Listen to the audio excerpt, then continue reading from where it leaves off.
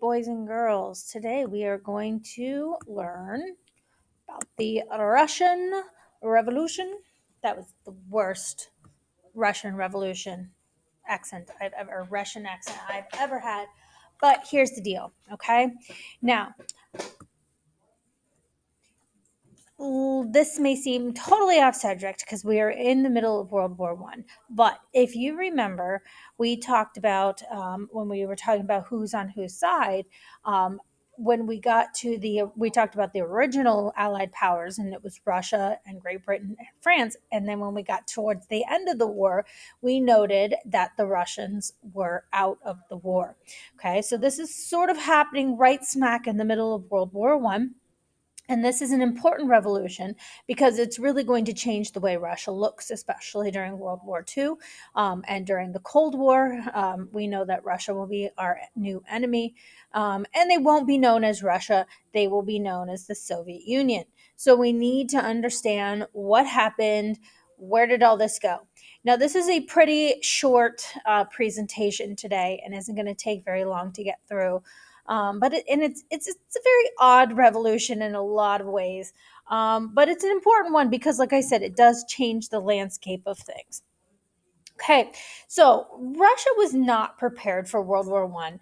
If you noticed in some of our presentations that we watched yesterday, they noted that Russia lost more soldiers than anyone. And again, they're not going to even finish the war. They lost many, many, many, many, many soldiers, more so than the United States, Britain, France. They lost the most, and they were not really prepared. They didn't have properly trained military leaders. They didn't even have enough guns. They were sending guys out into the trenches without guns, and they literally had to wait for somebody to get killed in order to have a gun. And that is not a way you want to go into war. They didn't have the industry to make or prepare those adequate weapons, and they really were ill prepared for war, which, if you live in Russia, your response to that is, yeah, why are we here? Why are we here? Remember how this whole thing started?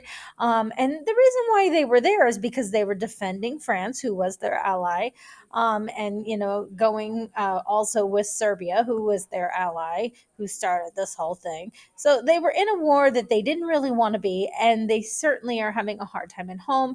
This seems like the perfect opportunity to get a new government if you're unhappy with the government that you have. And Russia had been unhappy with their government for a long time. Okay. Now, who is their government? Well, currently, during the time of World War One, it is this guy. His name is Tsar Nicholas II. He's a dictator. You want to call him a czar, but really, you could call him a king. He has all of his power, and he does not share it.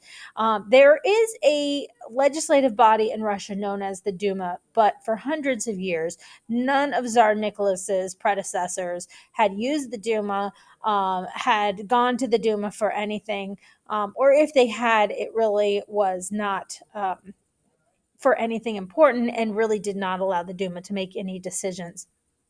So, Tsar Nicholas, when World War One broke out, he insisted that he go to battle, which is, seems like a nice thing. Hey, he's a king. He's saying, "I'm going to go fight this war. I'm going to go stand with my people and with my army."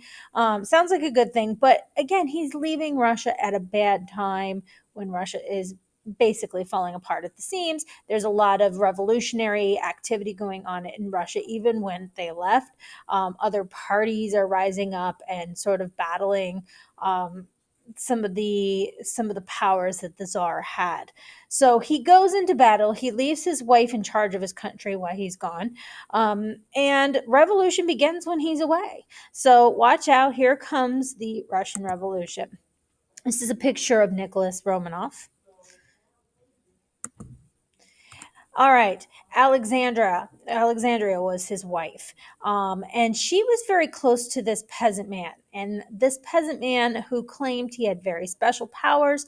I don't know if any of you have seen the movie Anastasia. If you have, there's a cartoon character in it. He's sort of a bad guy and he lives in the underworld and he's always falling apart. That is Rasputin. And you probably have heard at least the Rasputin song on Just Dance. My son goes around singing Rah Rah Rasputin all the time. If you listen to the words of the song, you kind of get a little bit of a clue about who he was. So he was a holy man or a monk who claimed to have special powers. Now, one of the reasons why Alexandria was close to Rasputin was because she had a son, and her son had a disease called hemophilia. Now, hemophilia is a disease where you can't stop bleeding. When you get a cut or a bruise, most of us have the platelets that clog up and, clot up rather than clog up. They clot up and stop the bleeding from just going and going and going. Well, her son, Alexei, did not have that ability. When he got hurt, if he fell, if he got a bruise, if he got a cut, I mean, it could be a life threatening situation because he could just bleed and bleed and bleed and bleed. And nobody was able to stop this hemophilia except for this guy, Rasputin, who claimed to have these magical powers. And for some reason, he was trusted by the queen, and he was able to stop Alexei's bleeding. And again, nobody really knows why. Now, it says here that Rasputin made many important decisions in the government. It's been reported by the people that he did. He was certainly brought in by and trusted by the queen. However, or the czarina, I should say. However, I don't really believe that Rasputin made a lot of important decisions in the government. He was sort of brought in and trusted, and people assumed that he was. And sometimes assuming or thinking that somebody has more power than what they do is enough to rile up the people. And they resented him being in the palace. They resented him being in charge. I mean, this guy had a terrible reputation of womanizing, of just being a crook, a really weird guy. Okay, if you read anything about Rasputin, you'll know that he is a super, super duper weird guy. So he has this terrible reputation.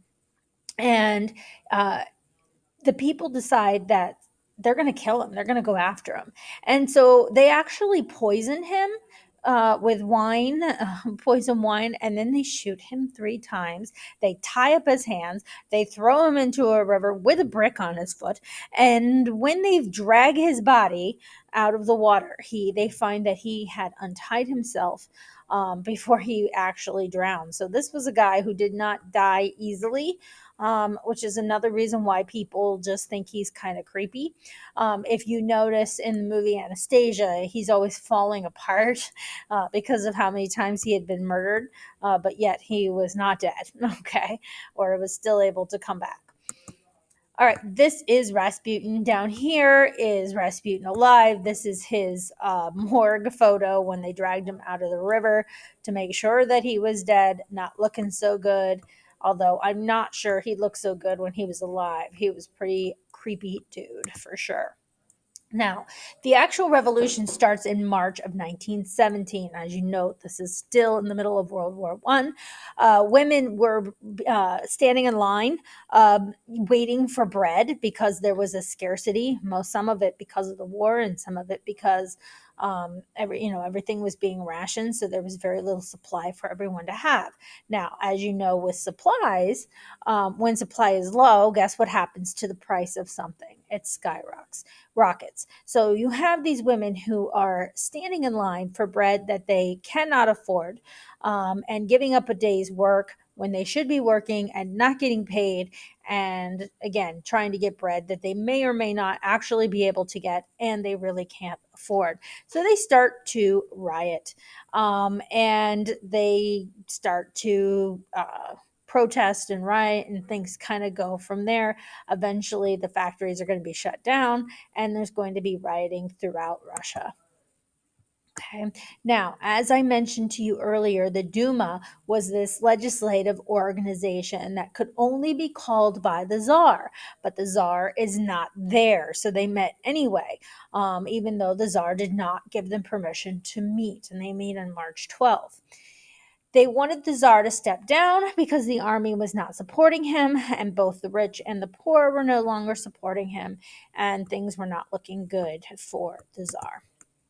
So on March 15th, the Tsar is officially basically forced to step down, ending a 300-year Romanov dynasty. The new temporary government is led by this guy. His name is Alexander Kerensky, and he is known as a Bolshevik. Bolsheviks are communists or Marxists, as you guys remember Marxism from earlier this year. Kerensky decides to keep Russia in the war despite everybody wanting to get out. He says, listen, we can't get out. There's too much to lose. If we get out, we are going to be forfeiting all of this territory that Germany is wanting and Germany is going to get. So if we step out of this war, this territory automatically goes to Germany, and it's too big of a cost, even if we want out. However, the Russians were so desperate to get out that this decision is going to lead to Kerensky being ousted. This guy, his name is V.I. Lenin, and he is a Marxist, and he is part of the Russian Socialist Democrats, also known as the Bolsheviks. And the Bolsheviks basically are communists or Marxist. Like Marx, he believed there needed to be a violent revolution to overthrow capitalism, and he takes power in April of 1917 in Russia, and he becomes the leader of the Bolsheviks during that time. Now, the Bolsheviks appeal to the poor. They promise peace, land, and bread. Now, let's talk about what this means. Basically, this is all they're promising the people: peace. What would they be promising peace of? They would be promising peace to get out of World War One. Land. Remember, the whole idea behind communism is to make everyone equal. So they are going to take all the privately owned land, make it part of the state, and then redistribute the land to the peasants. So everyone would get a place to live, and the government would own all the land, as well as the food. So the bread simply means, hey, we're going to feed you. So we're going to get out of World War One. We're going to give you a place to live, and we're going to give you some food. And that's all they're promising. Okay, they're not promising riches and Maseratis for everyone in Russia. They are simply promising these things. These are very basic needs, but they're very socialist. Okay, government's going to provide you with the basic needs of life. Now, the Bolsheviks they are the communists. They call themselves the communists. They officially get out of World War One. Now, getting out of World War One means they lose a lot of territory. Okay, so all that land then goes to Germany. What happens when Germany loses the war? Well, all that land then goes to the Allied powers, particularly France and Great Britain, and will be redistributed as new countries. So we'll see that at the end of the war. But this is going to be hugely important, ladies and gentlemen, as we get into World War II, and we see that not only are these countries existing that never existed before, wait a minute, how did we get Poland? How did we get all these Eastern European countries? And wait a minute, how does Stalin, who becomes the leader in World War II, how does he lay claim to all that territory after World War One? Okay, so all of this is going to be hugely important. Please remember this. So once you drop out, that territory is lost. It goes to Germany, and then eventually will go to the Allied powers. He says in the end, it doesn't matter because we're going to get that back. And of course, Stalin does in World War II. Will get that territory back from the Allies. Now, the Bolsheviks used the workers to help fight a civil war against the anti-communists. There were people who didn't want to be communists. Most of those were supported by the Allied powers. However, what are they going to do about it? They're in the middle of World War One in the trenches of France. They're not going to suddenly dig themselves out of the trenches of France to come support the anti-communists in a Russian revolution in the middle of World War One. Also, the Ukrainians were anti-communists. Anyone who supported the Tsar were anti-communist, and these become known as the white forces. Now, if you know anything about communism, red is the color of communism, and that's why people were called the Reds. If you were a communist, you would be called a Red. And this was a derogatory name if you were called that in the United States, because, as you know, the United States hates communists because they're bad. We know this. Okay. The white forces do not defeat the Reds. The anti communists simply do not have the support. The communists seized power by 1921. The communists were in total control. And for now, we become the Soviet Union. Dun, dun, dun. Okay. Now, this is the Soviet Union that will reign in charge of Russia for many, many years. Even when I was a kid, it was known as the Soviet Union. It is not going to be until the 1990s that it will fall and become Russia again. Okay, so the Soviet Union will be in charge long after World War II. Okay, this is the story of Anastasia Romanov. Just a little side note here, not really that important part of the Russian Revolution, but if you've heard of the movie Anastasia, the Romanovs had several children. Anastasia was one of the children.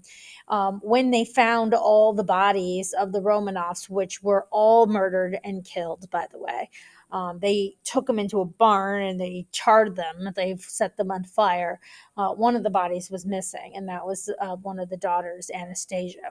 So lots of people thought that possibly she had escaped, that she was not killed with the rest of the Romanovs. So she was sort of known as the last Romanov. Okay. So one girl, her name was Anna Anderson. She lived in the United States. She claimed to be the lost Romanov daughter, and she wanted to go collect all the riches that the Romanovs had. And she tried to be, there were several people who tried to claim that they were Anastasia. Later, DNA tests were conducted. Anna Anderson was not Anastasia Romanoff, and nor was anyone else. They actually found, because of the later technology and DNA testing, what they figured out to be the remains of Anastasia, and she was robbed and murdered, or murdered as well, and burned, just not with her family. All right, ladies and gentlemen, that is essentially the Russian Revolution. There is a um, worksheet to go along with this. Okay, so please get that done. Thank you.